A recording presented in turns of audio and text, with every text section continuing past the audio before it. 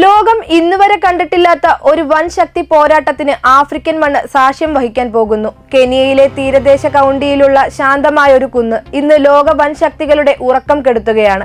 ഇത് വെറുമൊരു കുന്നല്ല, ചൈനയുടെ ഏകാധിപത്യം തകർക്കാൻ ശേഷിയുള്ള 21ാം നൂറ്റാണ്ടിലെ സാങ്കേതിക വിപ്ലവത്തിന് അടിത്തറ പാകുന്ന നിയോബിയവും അപൂർവ എർത്ത് ധാതുക്കളും ഒളിപ്പിച്ചു വെച്ച $62 ബില്യൺ അതിമാന്ത്രിക നിധിശേഖരമാണ് മൃമാക്കുന്ന്.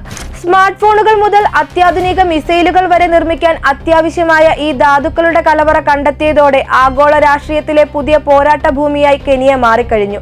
നിലവിൽ ഈ അപൂർവ ധാതുക്കളുടെ വിതരണത്തിൽ 90% ചൈനയുടെ ഏകപക്ഷീയമായ ആധിപത്യത്തിലാണ്.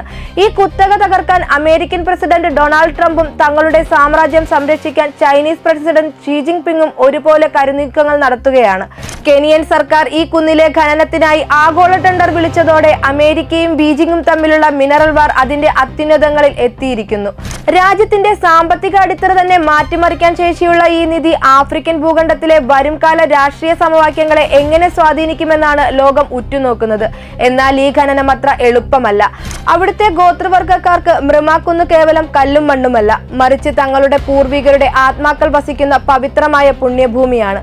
ഒരു വശത്ത് വിശ്വാസവും പരിസ്ഥിതി നാശവും ഭീഷണി ഉയർത്തുമ്പോൾ മറുവശത്ത് ദാരിദ്ര്യം മാറ്റാനുള്ള വികസനവും തൊഴിലവസരങ്ങളുമാണ് ഈ പദ്ധതിയെന്ന് മറ്റൊരു വിഭാഗം വിശ്വസിക്കുന്നു. റേഡിയോ ആക്റ്റീവ് മാലിന്യങ്ങളുടെ ഭീഷണിയും പ്രാദേശിക എതിർപ്പുകളും നിലനിൽക്കെ വൻ ശക്തികളുടെ ഈ ചതുരംഗക്കളത്തിൽ ആര് ജയിക്കുമെന്ന് കണ്ടറിയണം. ആഫ്രിക്കൻ മണ്ണിലെ സാധാരണക്കാരുടെ ജീവിതത്തെയും ലോകത്തിന്റെ സാങ്കേതിക ഭാവിയെയും ഒരുപോലെ ബാധിക്കുന്ന വലിയൊരു പോരാട്ടത്തിനാണ് ഇവിടെ തിരശീല ഉയരുന്നത്.